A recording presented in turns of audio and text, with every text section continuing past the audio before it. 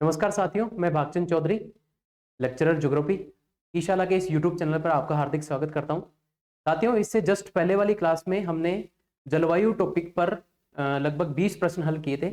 आज की इस क्लास में हम 20 और प्रश्नों को डिस्कस करेंगे और ये प्रश्न जो कुल मिलाकर जलवायु टॉपिक पर आपको 40 प्रश्न मिलेंगे। इसमें से आपको ERO का जो सिलेबस है उसके अनुसार बहुत मदद मिलने वाली है। तो चलिए आज के 20 प्रश्नों को हम हल करते हैं।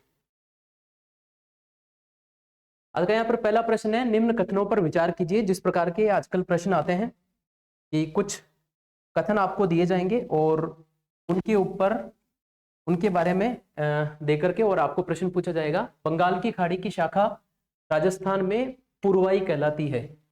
एक शब्द आपने सुना होगा, पुरवाई। ठीक है, यानी कि चूंकि बंगाल की खाड़ी की जो शाखा है, क्योंकि भारत का जो मानसून है वो वैसे दक्षिणी पश्चिमी मानसून कहलाता है और उसी की शाखा जो बंगाल की खाड़ी के ऊपर से आती है उसी को बंगाल की खाड़ी की शाखा कहते हैं और वो राजस्थान में इस दक्षिणी पूर्वी भाग से एंटर करती है और दक्षिणी पूर्वी भाग से और उसमें भी विशेष रूप से पूर्वी भाग से एंटर होने के कारण उसको राजस्थान में स्थायी रूप से पुरवाई या परवाई के नाम से या पुरवैया के नाम से जाना जाता है। तो हमारा यहाँ पर पहला जो कथन है, बंगाल की खाड़ी की शाखा राजस्थान में पुरवाई कहलाती है, ये बात सही है। दूसरा यहाँ पर कहता है ना, राजस्थान में अधिकांश वर्षा बंगाल की खाड़ी की शाखा से होती है, तो बिल्कुल सही बात है। इससे पहले वाली क्लास में हमने पढ़ा भी था कि यहाँ अगर आप राजस्थान में मैप में देखेंगे तो यहाँ हमें इस प्रकार से अरावली पर्वतमाला मिलेगी और ये अरावली पर्वतमाला की दिशा है जो कि राजस्थान में दक्षिण पश्चिम से उत्तर पूर्व की ओर है और अरब सागर की जो शाखा है वो इसके समानांतर आगे की ओर निकल जाती है और उतनी बारिश ये नहीं करवा पाती। तो जो दो मुख्य शाखाएं राजस्थान में आती है, तो अरब सागर की जो शाखा है वो अरावली पर्वतमाला की सारे आगे निकल जाती है, जबकि बंगाल की खाड़ी की शाखा यहाँ पर आकर के और पूर्वी राजस्थान में अच्छी खासी बारिश करवाती है। इसलिए अगर हम दोनों शाखाओं की तुलना करें कि राजस्थान में अधिकांश वर्षा कौन करवाता है, तो बंगाल की खाड़ी से हमारे यहाँ पर अधिकांश वर्षा होती है। तो ये दूसरा पॉइंट भी हमारा सही होगा। तीसरा यहाँ पर कथन है, बंगाल की खाड़ी की शाखा राजस्थान में झालावाड़ से प्रवेश करती है, तो ये बात भी सही है। ये लगभग पूर्वी भाग से और इसमें भी विशेष रूप से यहाँ पर जो झालावाड़ है, इस झालावाड़ से ये एंट्री करती है। तो हम यहाँ पर ये कहेंगे कि तीसरा जो कथन है वो भी सही होगा। तो कुल मिलाकर के पहला, दूसरा और तीसरा कथन हमारा सही होगा, तो ऑप्शन ए हमारा बिल्कुल यहाँ से सही होगा। आगे बढ़ते हैं। अगला प्रश्न है, कितने मिलीमीटर की समवर्षा रेखा राजस्थान को लगभग 2 बराबर भाग में बांटती है?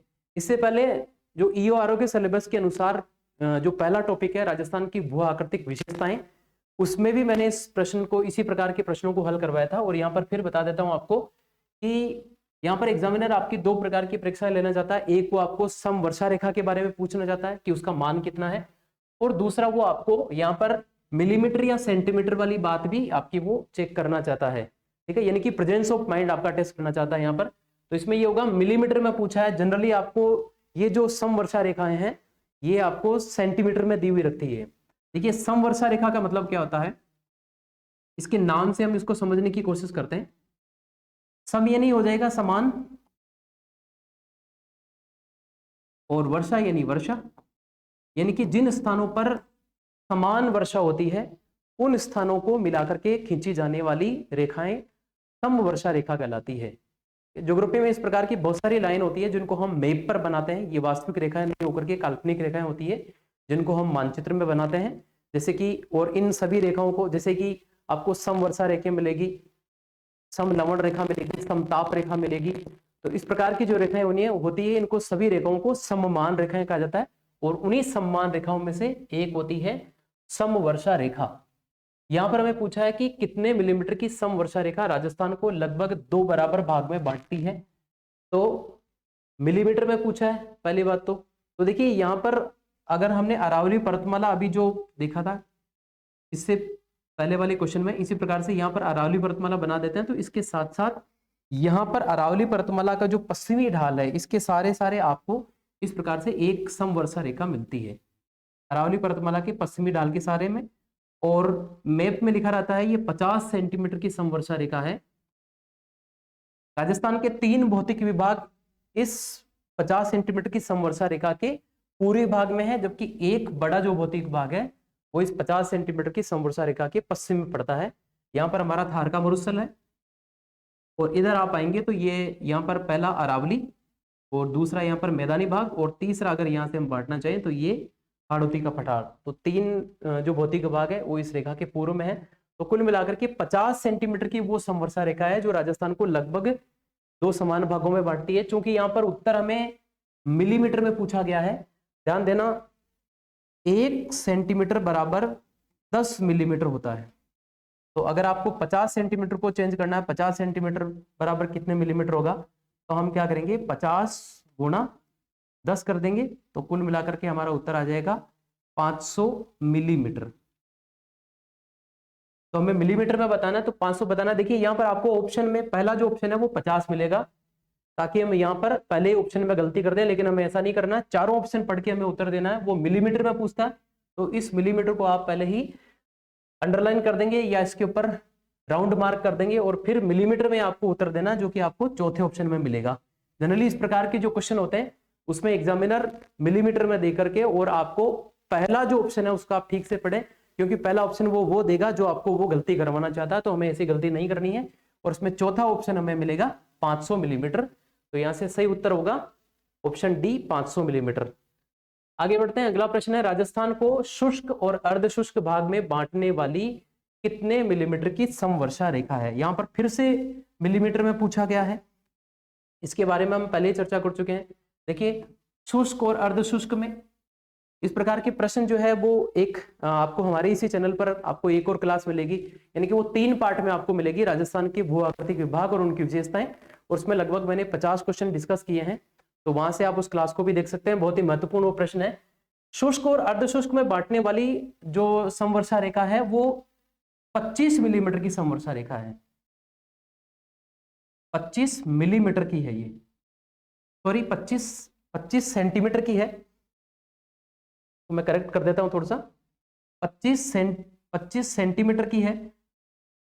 तो अगर यहां पर हमें इसी चीज को अगर मिलीमीटर में पूछा गया है, राजस्थान को शुष्क और अर्धशुष्क भाग में बांटने वाली कितने मिलीमीटर की समवर्षा रेखा है, तो मिलीमीटर में बताना। तो फिर से मैंने आपको बताया कि मिलीमीटर को सेंटीमीटर को मिलीमीटर में चेंज करने के लिए हमें, क्योंकि 1 सेंटीमीटर बराबर 10 मिलीमीटर होता है, तो 25 को हम 10 से गुणा कर देंगे। 25 गुणा 10 तो हमारा उत्तर हो जाएगा 250 मिलीमीटर।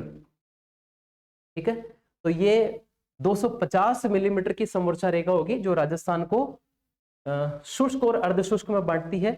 इस रेखा के पश्चिम वाला जो भाग होगा इसको हम शुष्क भाग, और इस 25 मिलीमीटर की समवर्षा रेखा के पूर्व वाला भाग होगा, लेकिन अरावली पर्वतमाला के पश्चिम की, यानी कि अरावली और इसके बीच का जो भाग होगा इसको हम अर्धशुष्क मैदान, अर्धशुष्क रेगिस्तान इसको कहा जाता है। फिर से इसके आगे 2 भाग किए जाते हैं। ये वाला जो भाग है वो घग्गर बेसिन कहलाता है।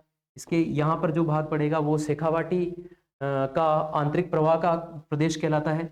इसके भाग वाला जो तीसरा प्रदेश होगा उसे नागौरी उच्च भूमि कहते हैं। और यहाँ पर जो चौथे नंबर का भाग होता है इसको लूनी बेसिन के नाम से जाना जाता है। इससे पहले वाली क्लास में मैंने ये भी बताया कि अगर प्रश्न इस प्रकार से आए कि उत्तर से दक्षिण की ओर बढ़ते हुए जो अर्धशुष्क मैदान है या अर्धशुष्क थार का जो मरुस्थल है, इसको वो कौन कौन से क्रम में हमें मिलेगा, या दक्षिण से उत्तर की ओर बढ़ने पर ये कौन से क्रम में मिलेगा, तो वो प्रश्न भी आपको वहां से मिल जाएगा।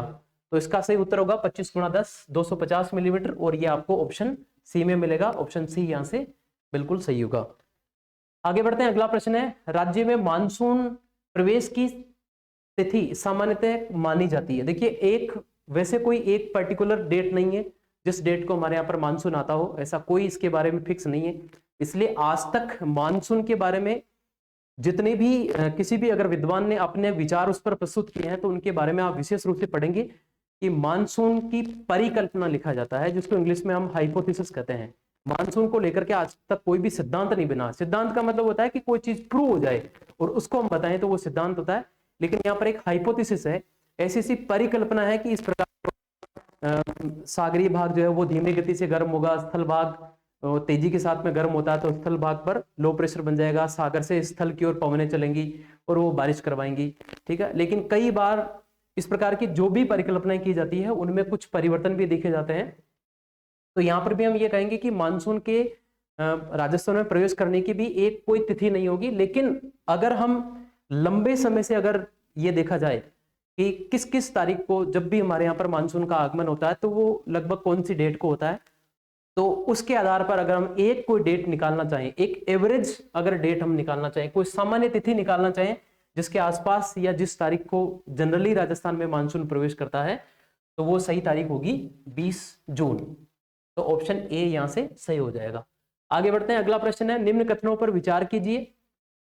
तो इस प्रकार के प्रश्न पूछे जाते हैं। 4 ऑप्शन आपको यहाँ पर दिए हुए हैं और इन 4 ऑप्शन को पढ़ करके हमें जवाब देना है कि कौन से कथन या कौन सा कथन सही है।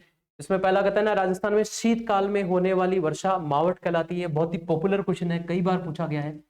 सर्दियों में हमारे यहाँ पर जो बारिश होती है राजस्थान में, और विशेष रूप से पूरा जो उत्तरी पश्चिमी जो भारत है उसमें, और साथ ही राजस्थान के भी लगभग उत्तरी भाग में ज्यादा ये होती है। कई बार इसका जो असर है वो मध्य राजस्थान तक भी देखा जाता है, यानी कि अजमेर तक भी ये शीतकालीन वर्षा यानी कि मावट होती है। लेकिन हम यहाँ पर ये ध्यान रखेंगे कि शीतकाल में जो वर्षा हमारे यहाँ पर होती है उसको हम मावट कहते हैं। तो यहाँ से पहला कथन बिल्कुल सही होगा। दूसरा कथन है राजस्थान की कुल वर्षा का मावट सिर्फ 10% होता है। ये बात भी बिल्कुल सही है। अगर पूरे साल में अगर हम ये माने कि हमारे यहाँ पर 100% बारिश होती है तो उसका 90%, उसका जो 90% होता है वो वर्षा ऋतु में होता है। और वर्षा ऋतु जो कि जून के अंतिम सप्ताह से लेकर के सितंबर के अंतिम सप्ताह तक होती है, और 90% उसका वर्षा ऋतु में होता है। बाकी का जो 10% बचता है, ये हमारा 10% कब होता है, वो मावट के रूप में होता है, और वो होता है हमारे यहाँ पर शीतकाल में। तो 10% होता है, तो ये बात भी सही होगी। तीसरा कथन है अधिकांश मावट उत्तरी पूर्वी राजस्थान में होती है। ठीक है, तो ये कथन हमारा यहाँ से गलत हो जाएगा। ठीक है, उत्तरी पूर्वी नहीं होगा इसमें, सॉरी, इसको ये प्रिंटिंग में थोड़ी सी मिस्टेक है, जो टाइपिंग है उसमें गलत कर दिया। उत्तरी पश्चिमी होगा इसका, उत्तरी पश्चिमी। उत्तरी पूर्वी नहीं पढ़ करके आप इसको उत्तरी पश्चिमी पढ़े। अधिकांश मावट उत्तरी पश्चिमी राजस्थान में होती है, तो ये बात भी बिल्कुल सही है। उत्तरी पश्चिमी राजस्थान में ही अधिकांश वर्षा होती है, ये मावट अधिकांश होती है। और अगला चौथा ऑप्शन है मावट को गोल्डन ड्रॉप कहा जाता है। ठीक है, बिल्कुल सही बात है, मावट को गोल्डन ड्रॉप्स कहा जाता है क्योंकि हमारे यहाँ पर शीतकाल में रबी की जो फसलें होती है उनको इससे काफी मदद मिलती है, जिसमें गेहूं हो गया, जौ हो गया, चना हो गया, सरसों, इन सबको काफी मदद मिलती है। इनके लिए ये काफी फायदेमंद होती है, इसलिए इनको गोल्डन ड्रॉप्स भी कहा जाता है। तो चौथा ऑप्शन भी सही होगा। यहाँ पर उत्तरी पूर्वी नहीं पढ़ करके और उत्तरी पश्चिमी होगा। ठीक है, तो ये ऑप्शन भी हमारा सही हो जाएगा। कुल मिलाकर के पहला, दूसरा, तीसरा और चौथा, चारों ऑप्शन सही होंगे, तो हमारा ऑप्शन ए यहां से बिल्कुल सही हो जाएगा। आगे बढ़ते हैं, अगला प्रश्न है निम्न में से किस फसल समूह के लिए मावट लाभदायक है। देखिए, इससे पहले हमने इसी बारे में चर्चा की थी कि मावट होती है शीतकाल में, यानी कि सर्दी वाली ऋतु में। अब हम यहाँ पर पढ़ेंगे कि कौन कौन सी ऐसी फसलें हैं जिनके लिए मावट लाभदायक होती है, किन फसलों को ये लाभ पहुंचाती है। ठीक है, तो यहाँ पर 3-3 फसलों के समूह दिए हुए हैं। ठीक है, एग्जामिनर आपसे यहाँ पर ये जानना चाहता है कि एक तो आपको ये पता हो कि मावट किन किन फसलों के लिए लाभदायक होती है, दूसरी बात वो 3 फसलें देकर के आपसे रबी और खरीफ के बारे में भी क्या आप जानते हैं नहीं जानते हैं, ये बात भी वो आपसे जानना चाहता है। ठीक है, तो आपको ये भी पता हो कि कौन सी फसल रबी की फसल है और कौन सी फसल खरीफ की है। तो यहाँ पर हम पहला जो युग्म है वो देखेंगे। ऑप्शन ए में लिखा है गेहूं, सरसों और कपास। देखिए, गेहूं यहाँ पर रबी की फसल है, सरसों भी रबी की है, लेकिन कपास नहीं है, कपास खरीफ की फसल होती है। तो ऑप्शन ए यहां से निकल जाएगा बाहर। ऑप्शन बी में चलेंगे तो चना रबी की फसल है, सरसों रबी की है, लेकिन ज्वार यहां से गलत हो जाएगा, ज्वार यहां पर खरीफ की फसल है। अगला ऑप्शन है गेहूं, जौ और चना। गेहूं रबी की है, जौ रबी का है और चना भी रबी की है। तो ऑप्शन सी हमारा बिल्कुल सही हो जाएगा यहाँ से। और ऑप्शन डी को भी देख लेते हैं। ऑप्शन डी में चना ये रबी की है, सरसों रबी की है, लेकिन बाजरा खरीफ की फसल होती है। तो ऑप्शन डी भी नहीं होगा, तो डी नहीं होगा, बी नहीं होगा, ए नहीं होगा, ऑप्शन सी हमारा यहाँ से बिल्कुल सही हो जाएगा। तो इस प्रकार के प्रश्न भी आ सकते हैं। 3 का समूह नहीं दे करके एक एक ऑप्शन भी दिया जा सकता है कि निम्न में से कौन सी फसल के लिए मावठ लाभदायक होती है। तो पहली बात तो हमें मावठ के बारे में पता हो कि मावठ किसको कहते हैं, और दूसरा हमें यह भी पता हो कि जो 4 फसलें हमें दी गई है या एग्जामिनर हमसे जो जानना चाहता है उसके बारे में भी हमें पता होना चाहिए कि वो रबी की फसल है या खरीफ की फसल है। इस प्रकार के इंप्लीमेंट करने वाले क्वेश्चन भी एग्जाम में आ सकते हैं, तो इसको भी हम ध्यान में रखेंगे। आगे बढ़ते हैं, अगला प्रश्न है, निम्न कथनों पर विचार कीजिए। जिस प्रकार के प्रश्न आजकल पूछे जाते हैं, तो देखिए इसमें 4 कथन दिए हुए हैं। राजस्थान में शीतकाल में होने वाली वर्षा मावठ कहलाती है, तो ये बात बिल्कुल सही है। इससे पहले भी हम डिस्कस कर चुके हैं, सर्दियों में होने वाली वर्षा को मावठ ही कहते हैं, तो सही होगा। अगला प्रश्न है, शीतकालीन वर्षा पश्चिमी विक्षोभों से होती है। कई बार आपने सुना होगा सर्दियों में जब भी हमारे यहाँ पर बारिश होती है तो उसमें हम कहते हैं कि ये पश्चिमी विक्षोभ का असर है। जब भी बादल बादल छाए रहते हैं या जब भी वेदर रिपोर्ट आती है तो आप जनरली समाचार पत्रों में भी देखते होंगे या न्यूज भी जब हम सुनते हैं तो होते हैं कि पश्चिमी विक्षोभ या वेस्टर्न डिस्टर्बेंस। देखिए विक्षोभ क्या होता है, विक्षोभ जो है वो जितनी भी मौसम संबंधी घटनाएं हैं उन सभी मौसम संबंधी घटनाओं को मिला जुलाकर उसका एक जो शब्द काम में लिया जाता है वो उसको विक्षोभ हम कहते हैं। यहाँ पर जो पश्चिमी विक्षोभ है, क्योंकि ये जो शीतकाल में हमारे यहाँ पर जो बारिश होती है वो पछुआ पवनों की सहायता से हमारे यहाँ पर आता है। आगे वाले एक प्रश्न है उसमें हम डिस्कस भी करेंगे कि इसकी मावठ जो है ये जो बारिश होती है हमारे यहाँ पर इनकी उत्पत्ति कहाँ होती है, पश्चिमी विक्षोभ कहाँ से उत्पन्न होकर भारत में आते हैं और यहाँ आकर के बारिश करवाते हैं, तो इसके बारे में डिस्कस करेंगे। यहाँ पर पश्चिमी विक्षोभ शीतकाल में जो वर्षा होती है वो पश्चिमी विक्षोभों से होती है, तो ये बात भी सही होगी। तीसरा जो यहाँ पर कथन है वो है पश्चिमी विक्षोभों की उत्पत्ति भूमध्य सागर से होती है। बिल्कुल सही बात है, भूमध्य सागर से इनकी उत्पत्ति होती है। और चौथा जो ऑप्शन है वो है पश्चिमी विक्षोभ पछुआ पवनों के अग्रभाग होते हैं। क्या ये पछुआ पवनों की सहायता से भारत में प्रवेश करते हैं? ये बात भी बिल्कुल सही है, लेकिन इससे पहले मैं आपको मैप के द्वारा इन सब सारी चीजों को समझाना चाहूंगा। देखिए वर्ल्ड का आप एक मैप देख रहे हैं, यहाँ पर आपको ये इंडिया मिल जाएगा हमारा, यहाँ ये हमारा देश है भारत, ठीक है। यहाँ पर ये जो सागर आपको दिख रहा है इसको मैं मार्क कर देता हूं, ये जो सागर है ये भूमध्य सागर है, इसको मेडिटेरियन सी कहा जाता है। इसका एक और नाम है, याद रखना आप, इसे भूमध्य सागर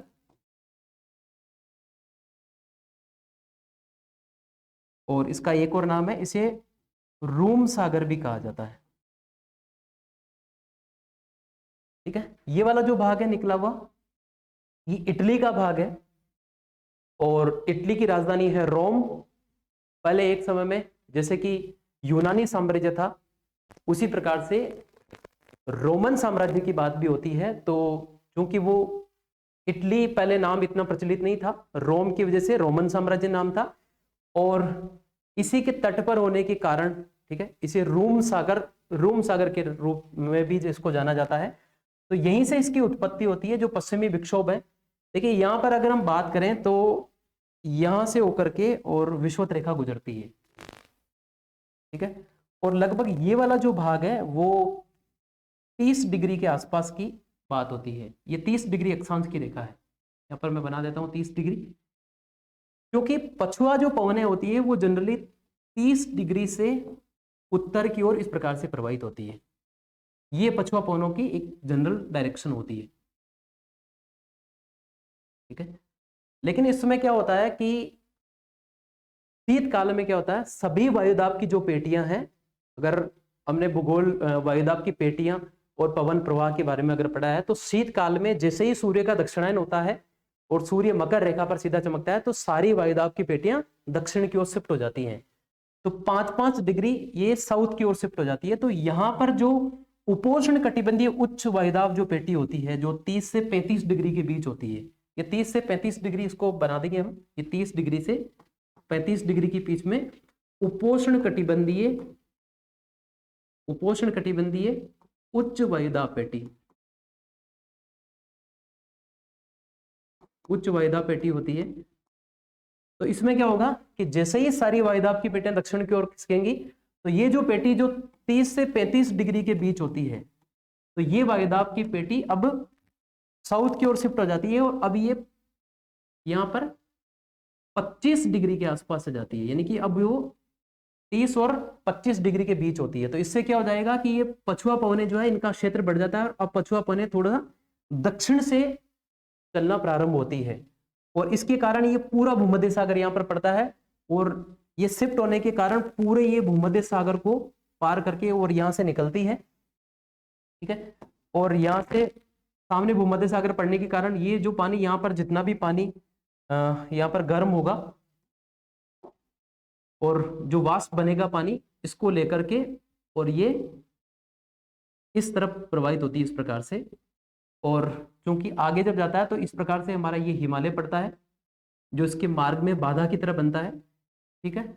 और हिमालय से बाधा बनने के कारण ये इस प्रकार से इनकी दिशा परिवर्तित होती है, और ये वापस मुड़ते समय इसलिए उत्तरी पश्चिमी भारत में ये अच्छी खासी बारिश करवाती है। और इसके साथ में राजस्थान की अगर हम बात करें तो राजस्थान का भी ज्यादातर उत्तरी भाग में, लेकिन उत्तरी पश्चिमी राजस्थान में ये अच्छी खासी बारिश करवाती है। तो जो दोनों बातें थी इससे पहले वाले क्वेश्चन में कि इनकी उत्पत्ति भूमध्य सागर से होती है, तो ये बात भी बिल्कुल सही है, ठीक है। यहाँ पर जो सागर है इस सागर का नाम है भूमध्य सागर, तो यहाँ पर भूमध्य सागर से इनकी उत्पत्ति होती है।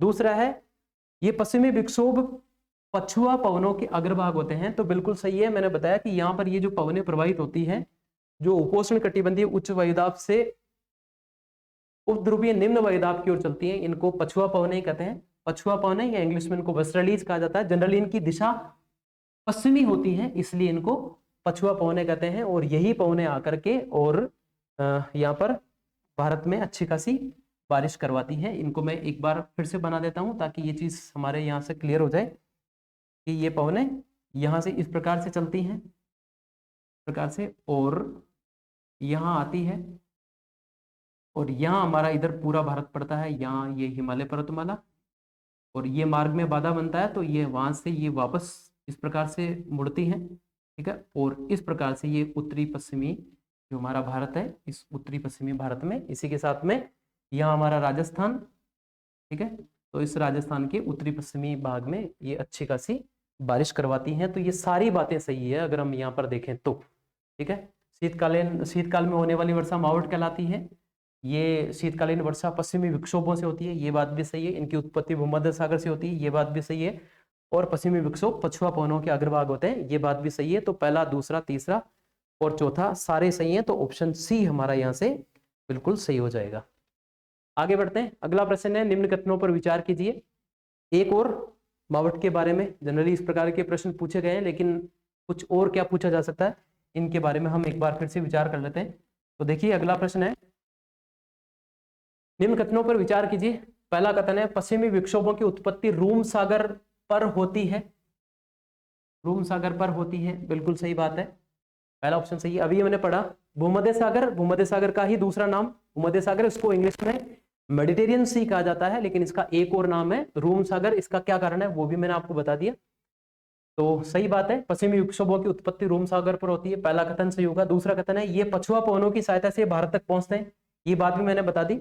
पछुआ पवनें ही इनको भारत की ओर लाती है, क्योंकि पश्चिमी दिशा से आती है इसलिए उनका नामकरण पछुआ पवने होता है। पवनों के बारे में एक बिल्कुल फिक्स नियम होता है कि वो जिस दिशा से आती है उनका नामकरण जनरली उसी आधार पर होता है। जैसे ध्रुवों से आने वाली पवनें ध्रुवीय पवनें कहलाती है, उसी प्रकार से जनरली उनकी डायरेक्शन पश्चिमी दिशा से होती है, पश्चिम से आती है, इसलिए उनका नाम पछुआ पवनें या इंग्लिश में जिनको वेस्टर्लीज कहा जाता है। जैसे कि अमेरिका से आने वाला व्यक्ति अमेरिकन कहलाएगा, या भारत से कहीं दूसरे तरफ जाने वाला व्यक्ति भारतीय कहलाएगा, उसी प्रकार से। तो यहाँ पर ये पछुआ पवनों की सहायता से भारत तक पहुंचते हैं, ये बात भी सही होगा। और कथन तीसरा है, फारस की खाड़ी तथा कैस्पियन सागर से ये अतिरिक्त आर्द्रता धारण करते हैं। तीसरा कथन ये होगा, देखिए फारस की खाड़ी, फारस या पर्सिया या ईरान की खाड़ी के बारे में यहाँ पर बात की गई है, क्या इनसे ये अतिरिक्त आर्द्रता ग्रहण करते हैं। और एक और कैस्पियन सागर की बात हुई है, तो ये बात भी बिल्कुल सही है, ठीक है। और चौथा जो कथन है वो शीतकालीन वर्षा पश्चिमी विक्षोभों से होती है, ठीक है। तो ये बात भी यहाँ पर बिल्कुल सही है, जिसके बारे में अभी हमने चर्चा की थी। लेकिन ये जो बात है फारस की खाड़ी और कैस्पियन सागर, इसको हम एक मैप के द्वारा देख लेते हैं। देखिए ये एक वर्ल्ड का मैप यहाँ पर बना हुआ है, और यहाँ पर ये पूरा भूमध्य सागर है।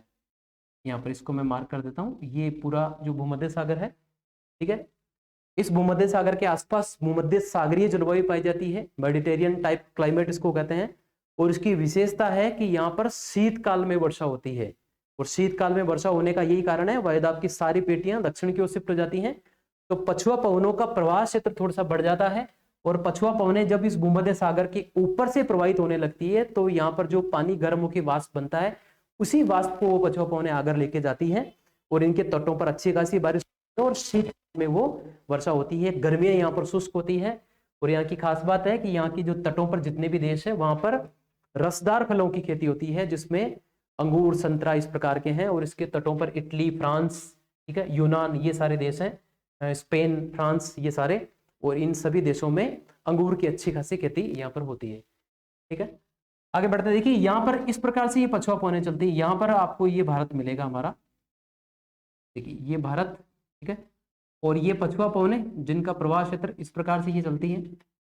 अब यहां से चलेंगे तो यहाँ पर क्या हो जाएगा, इधर आपको एक सागर दिख जाएगा। ये जो सागर है, जो सागरीय भाग है, इसी को हम कहते हैं फारस या पर्सिया की खाड़ी या ईरान की खाड़ी।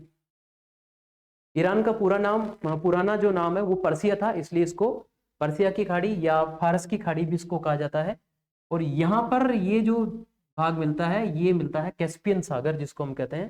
ठीक है, तो यहाँ से इस प्रकार से ये पछुआ पवनें जब आगे चलती हैं, तो चूंकि इसके बीच में ये जब प्रवाहित होती है, तो यहाँ पर ये जो भाग है, यहाँ पर जब जाती है, थल भाग के ऊपर से गुजरती है, तो इसमें कुछ जो आर्द्रता है उसकी कमी हो जाती है। तो ये यहाँ पर कैस्पियन सागर और बीच में पड़ने वाली जो फारस या पर्सिया की खाड़ी है, इससे अतिरिक्त आर्द्रता ये ग्रहण कर लेती है, और इसके बाद में ये इस प्रकार से आगे बढ़ती है।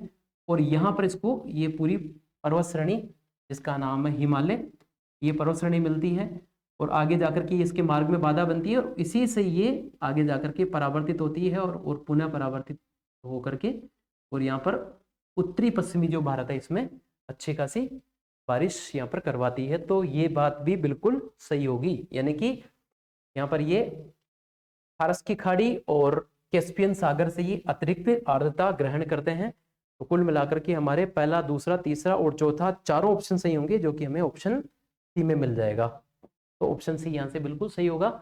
आगे बढ़ते हैं, अगला प्रश्न है, शीतकाल में राजस्थान में रात्रि के समय अचानक तापमान बढ़ना संकेत माना जाता है, किसका संकेत माना जाता है?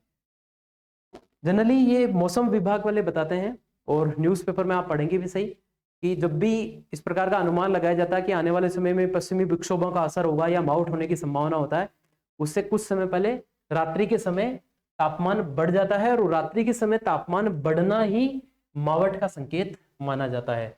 तो ऑप्शन ए इसका बिल्कुल सही होगा।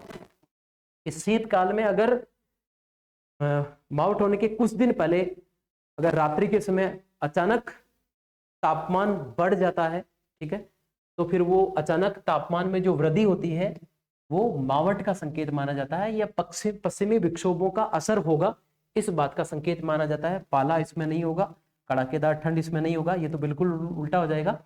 तापमान बढ़ेगा तो ठंड तो उल्टा कम हो जाएगी, तो ये बात तो होगी नहीं, और कोई नहीं, ये होगा ही नहीं। तो कुल मिलाकर के हमारा ऑप्शन ए यहाँ से सही होगा।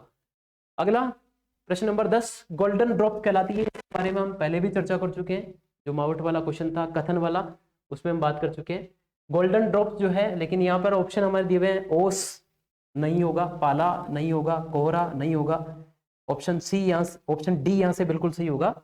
मावट को गोल्डन ड्रॉप कहते हैं, मैंने आपको इससे पहले भी बताया था, क्योंकि शीतकाल में जब मावट होती है तो रबी की फसलों की बुआई होती है उस समय, और रबी की फसलों को इससे काफी मदद मिलती है, क्योंकि यहाँ पर रबी की जो फसलें हैं उसमें चूंकि हमारे यहाँ पर बारिश होती नहीं है, वो सब कुछ सिंचाई की व्यवस्था पर निर्भर करती है। तो इस समय अगर मान लीजिए कि थोड़ी बहुत अगर मावट हो जाती है तो उन फसलों के उत्पादन में बढ़ोतरी होती है, उन फसलों को काफी मदद मिलती है, किसान इससे खुश हो जाते हैं। तो कुल मिलाकर के इनको गोल्डन ड्रॉप्स कहा जाता है, मावट को गोल्डन ड्रॉप्स कहा जाता है। तो ये बात बिल्कुल सही होगी, मावट इसका सही उत्तर होगा। आगे बढ़ते हैं, प्रश्न संख्या 11, राजस्थान के मानचित्र में कोपेन के निम्न जलवायु प्रदेश का नाम बताइए। इस प्रकार का प्रश्न भी आ सकता है। कोपेन काफी लोकप्रिय है, आजकल जो प्रश्न पूछे जा रहे हैं जलवायु को लेकर के, जहां पर भी प्रश्न पूछे जाते हैं तो कोपेन को जरूर कोट किया जाता है। तो यहाँ पर हम देख लेते हैं राजस्थान का इस प्रकार से अगर मैप दिया जाए, क्योंकि भूगोल में मैप पर आधारित काफी सारे प्रश्न पूछे जा सकते हैं। इससे पहले वाली क्लास में भी लगभग मैंने 90% जो प्रश्न हल करवाए हैं उसमें मैप की मदद से करवाए हैं, ताकि आपको उन चीजों को कभी भी रटना ना पड़े, आप समझ करके उन बातों को हल कर सको और वो चीजें आपके ध्यान में रह सके, ताकि आप एग्जाम में उसका सही उत्तर बता सको। यहाँ पर एक मैप दिया जाएगा और मैप में एक जो एरिया है उसको एक लाइन बना करके स्पेसिफाई कर दिया गया है और पूछा गया है कि राजस्थान के मानचित्र में कोपेन के अनुसार निम्न जलवायु प्रदेश का नाम बताइए। यानी कि ये जो रेखा है, ये जो लाइन यहाँ पर बना दी गई है, इस लाइन के दक्षिण में इस वाले भाग में किस प्रकार का जलवायु प्रदेश यहाँ पर होगा। तो इसका सही उत्तर होगा ऑप्शन AW जलवायु प्रदेश यहाँ पर होगा। ठीक है, यहां से हम दूसरा अगर देखना चाहें तो इस प्रकार से होगा, यहां पर हमें BWHW जलवायु प्रदेश मिलेगा। इसके बाद यहां की अगर हम बात करें तो BSHW जलवायु प्रदेश होगा और यहां पर CWG जलवायु प्रदेश होगा। बहुत ही सिंपल सा है, बहुत ही साधारण सा है। राजस्थान में कोपेन के कुल मिलाकर के चार वर्गीकरण यहां पर दिए हुए हैं। अगर आप दक्षिण से याद करना चाहो तो देखिए दक्षिण में AW होगा और यहां सबसे पहले आप दक्षिण वाले को याद कर लो कि यहां पर AW होगा और बिल्कुल पश्चिम वाला जो होगा वहां पर BWHW, 2 बार W आ रहा है। W यानी कि आप वार्म याद कर लो, यानी कि बहुत गर्म। ठीक है, 2 बार W आया तो बहुत ज्यादा गर्म होगा और बहुत ज्यादा गर्म वाली बात कहाँ होगी? पश्चिमी राजस्थान में, क्योंकि यहाँ पर रेगिस्तान है और यहाँ पर रेगिस्तानी मिट्टी है, अच्छी खासी गर्मी यहाँ पर होती है। इस मिट्टी की विशेषता है कि ये मिट्टी बहुत जल्दी गर्म होती है, बहुत जल्दी ठंडी होती है, तो गर्मियों में अच्छा खासा टेम्परेचर यहाँ पर होता है। तो BWHW यहाँ पर होगा, लेकिन इसमें ध्यान देना कि जो W यहाँ पर लिखा गया है, एक W बड़ा है और यानी कि एक कैपिटल लेटर में एक स्मॉल लेटर में है। कोपेन के जलवायु वर्गीकरण में ये कुछ संकेताक्षरों का प्रयोग किया गया है। दोनों जो यहाँ पर W दिए गए हैं उनका अलग अलग मीनिंग है, इसलिए यहाँ पर इस प्रकार की बात होगी। यहाँ पर अगर BWHW और इसकी अरावली पर्वतमाला के बीच की अगर हम बात करें तो यहाँ पर BSHW होगा। ठीक है, तो B वाले जो दोनों एक ही तरफ है, लेकिन अगर हम इसको याद करेंगे तो BWHW आपको पश्चिम में मिलेगा और यहाँ पर इसको बीच में BSHW मिलेगा और पूर्वी राजस्थान में आपको CWG जलवायु प्रदेश मिलेगा। तो कुल मिलाकर के ये 4 जलवायु प्रदेश राजस्थान में है। तो इस प्रश्न का सही उत्तर होगा ऑप्शन A, जो कि यहां पर इसको मार्क करके पूछा गया था। तो प्रश्न इस प्रकार का भी आ सकता है। आगे बढ़ते हैं, अगला प्रश्न किस प्रकार का आ सकता है? राजस्थान के मानचित्र में कोपेन के निम्न जलवायु प्रदेश का नाम बताइए। ठीक है, अगर इस प्रकार से बनाया जाए तो अभी जस्ट मैंने बताया था कि इसकी इस तरफ कौन सा जलवायु प्रदेश होगा, इससे पहले वाले प्रश्न में हमने डिस्कस किया था BWHW।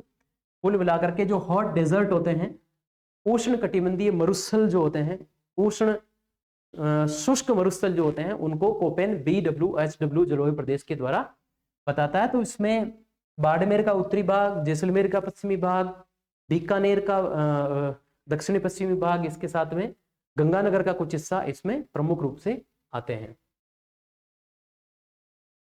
तो इसका सही उत्तर ऑप्शन C होगा, BWHW। आगे बढ़ते हैं, अगला प्रश्न है निम्न जलवायु प्रदेशों को उनके नाम के साथ में सम्मिलित कीजिए। कोपेन के जलवायु वर्गीकरण पर है। एक एक प्रश्न मैंने आपको इस प्रकार से करवा दिया कि केवल एक जलवायु प्रदेश के बारे में भी पूछा जा सकता है और यहाँ पर आपको सभी के सभी जलवायु प्रदेश भी पूछे जा सकते हैं। जैसे मान लीजिए उन्होंने इस प्रकार से राजस्थान के मैप में वर्गीकरण कर दिया और यहाँ पर ये संकेत दे दिए ABCD और एक तरफ वो संकेताक्षर दिया गया है, दूसरी तरफ जलवायु का नाम यहाँ पर वो आपसे पूछता है, क्या होगा? मैप में ABCD के रूप में लिख दिया। तो मैं देखना है, सबसे पहले देखिए यहाँ पर ये A, B, C और D, इससे पहले वाले 2-3 प्रश्नों में हमने इसकी चर्चा की है, तो बहुत आसान हो गया अब हमारे लिए। देखिए A यहाँ पर है, दक्षिण वाले भाग में हमने पढ़ा था कि यहाँ पर AW जलवायु प्रदेश है, तो इसका यही होगा। A जो है यहाँ पर AW जलवायु प्रदेश होगा। B यहाँ पर बनाया गया है बिल्कुल पश्चिमी राजस्थान में, हमने पढ़ा था यहाँ पर उष्ण मरुस्थलीय जलवायु होती है, तो यहाँ पर BWHW जिसमें W 2 बार आया है, वार्म 2 बार, बहुत ज्यादा गर्म जलवायु। तो इस प्रकार से यहाँ पर B वाले में BWHW होगा और C वाले में BSHW।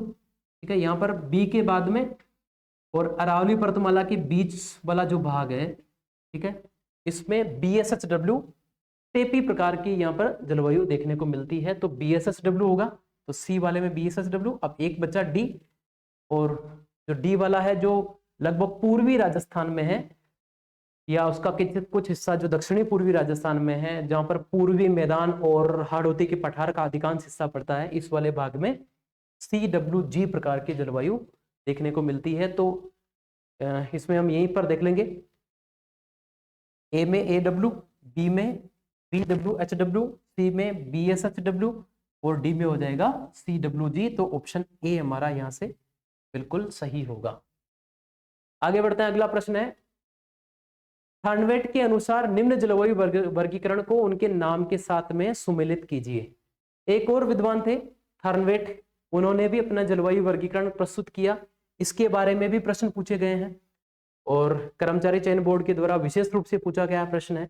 तो इसको भी हम एक बार देख लेते हैं कि इसका जलवायु वर्गीकरण किस प्रकार रखता है।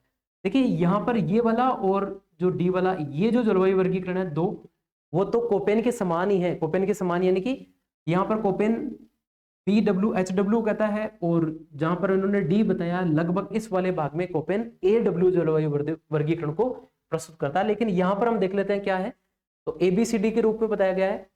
ए यहाँ पर EAD प्रकार का जलवायु वर्गीकरण मिलता है, EA' और D। तो यहाँ पर होगा, ये प्रश्न पूछा गया है, हमें ध्यान में रखना, RPSC के द्वारा पूछा गया और यही पूछा गया है। ये यहाँ से इस प्रकार से बना करके, और जहां पर ए लिखा हुआ है वहां पर किस प्रकार की जलवायु थर्नवेट के अनुसार देखने को मिलती है। तो ए वाला जो होगा उसमें EAD प्रकार की जलवायु देखने को मिलती है। बी जो राजस्थान का अधिकांश हिस्सा है, इसमें हमें देखने को मिलती है DAW, ठीक है।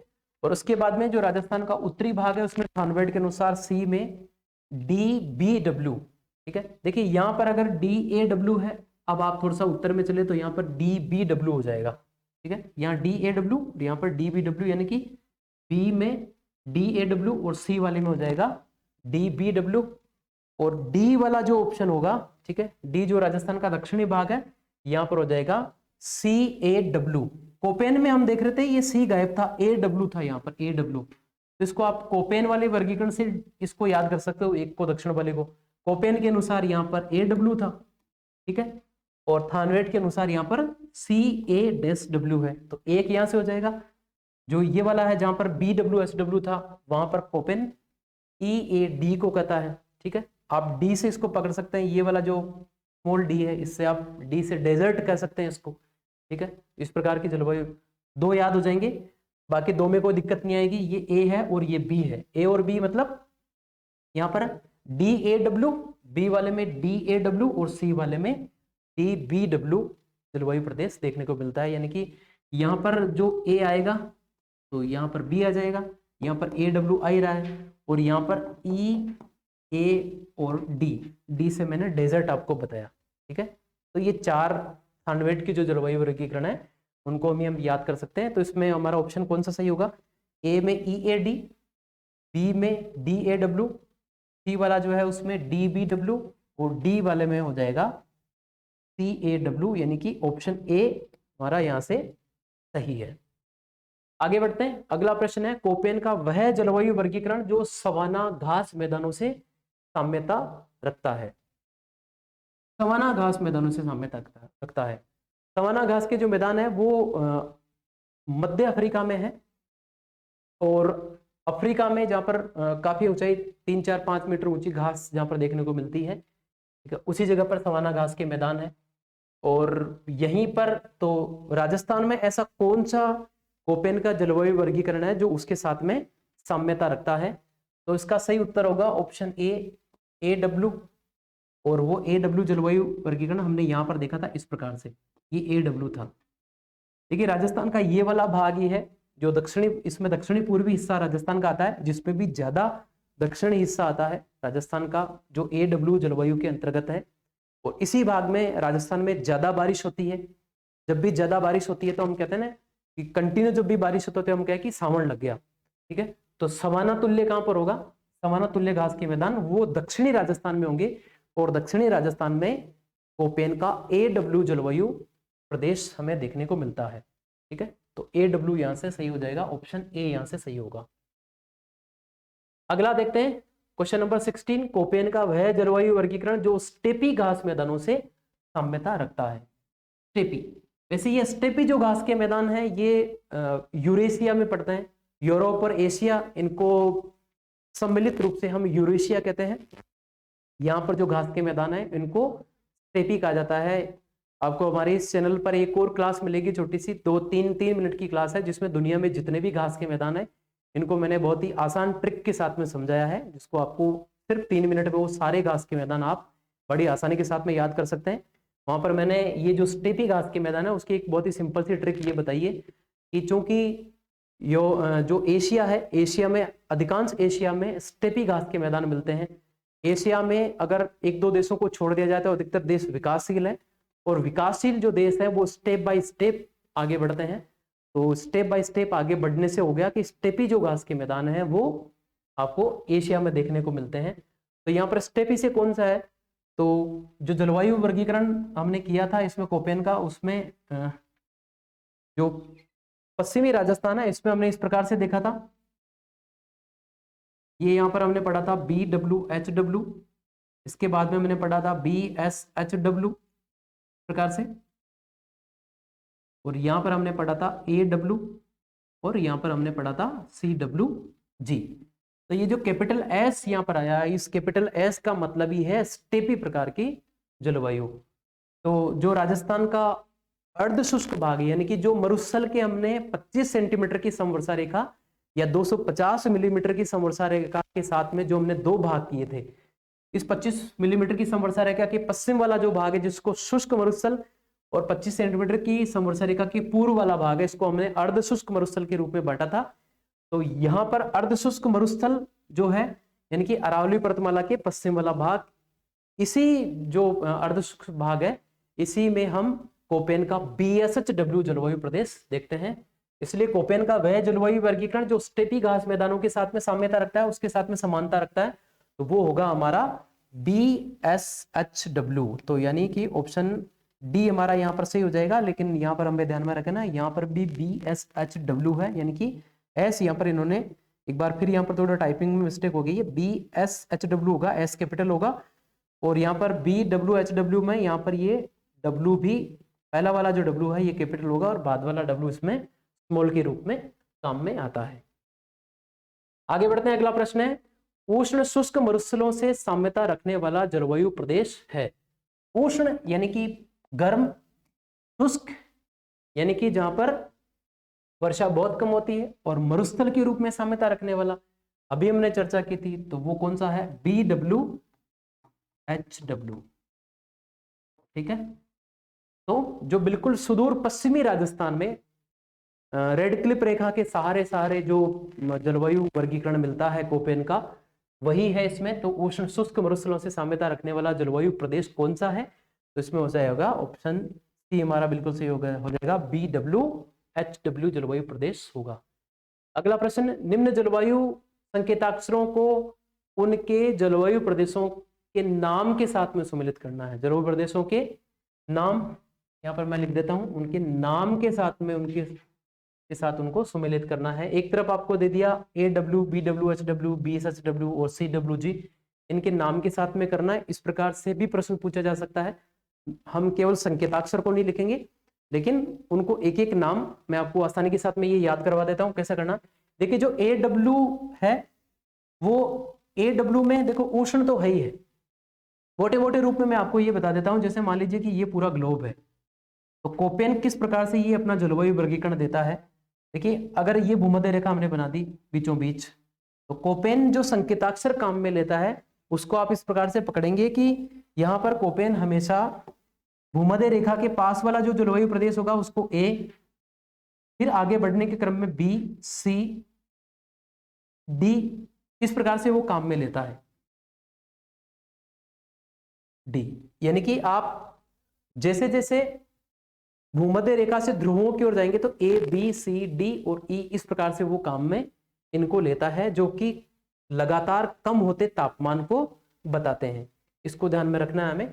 तो ए जो होगा वो कहाँ होगा, क्योंकि अगर हम पूरे भारत की बात करें तो ये भारत इस प्रकार से होगा हमारा, प्रकार, और राजस्थान यहाँ होगा इसके, ठीक है।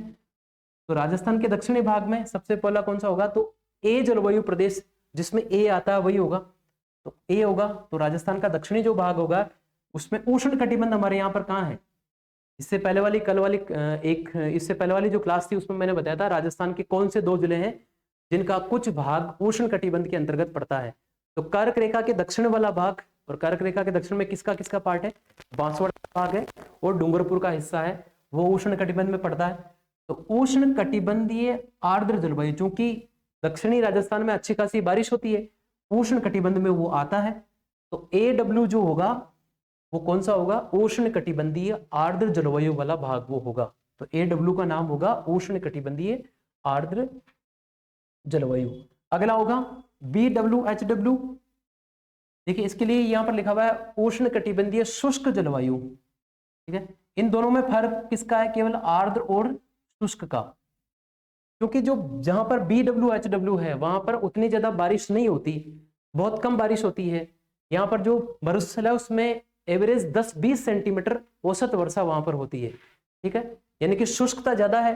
तो उष्ण कटिबंधीय परिस्थितियां तो वहां पर है क्योंकि अच्छी खासी गर्मी होती है, लेकिन एक जगह पर आर्द्रता है, एक जगह पर शुष्कता है, यानी कि एक जगह पर बारिश अच्छी खासी होती है, दूसरी जगह पर बारिश नहीं होती।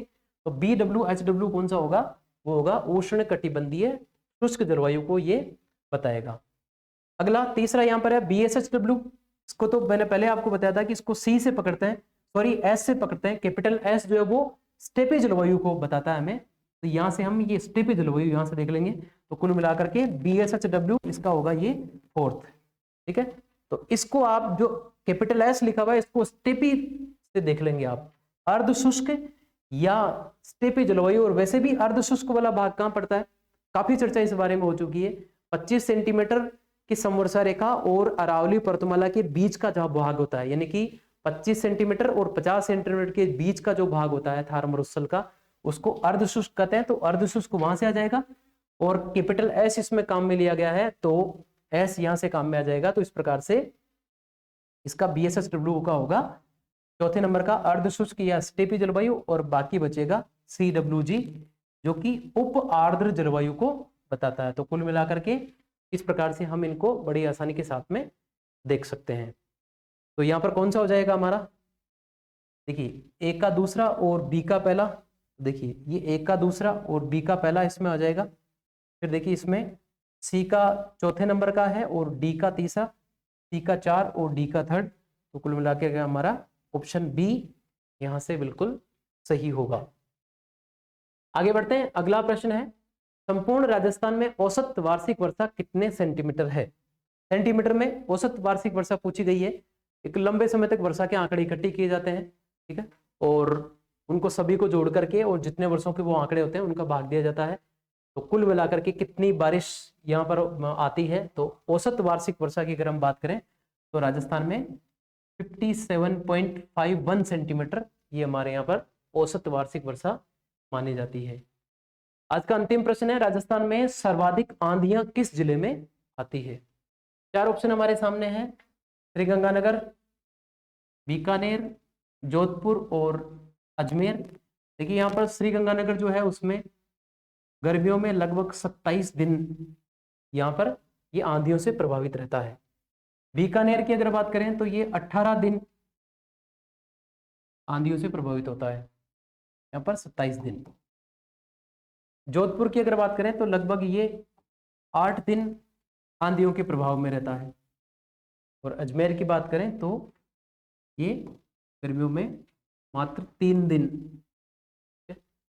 ये प्रभावित रहता है। तो सबसे ज्यादा कौन हो गया, तो श्रीगंगानगर। तो राजस्थान में सर्वाधिक आंधियां गर्मियों में श्रीगंगानगर में आती है और वो लगभग 27 दिन की बात यहाँ पर कही जा रही है। तो कुल मिलाकर के आज की इस क्लास में हमने जलवायु टॉपिक से जुड़े हुए 20 प्रश्नों को हल किया। इससे पहले वाली क्लास में भी हमने 20 प्रश्नों को हल किया था। 40 बहुत ही महत्वपूर्ण प्रश्न आपको मिले हैं और मुझे पूरी उम्मीद है कि आप इन 40 प्रश्नों को ठीक से अगर हल करेंगे तो आपको एक क्वेश्चन EORO के एग्जाम में आपको पेपर में मिलेगा। क्लास आपको अच्छी लगी हो तो अपने दोस्तों के साथ में शेयर कीजिए। लाइक कीजिए, कमेंट कीजिए, सब्सक्राइब कीजिए। Thank you.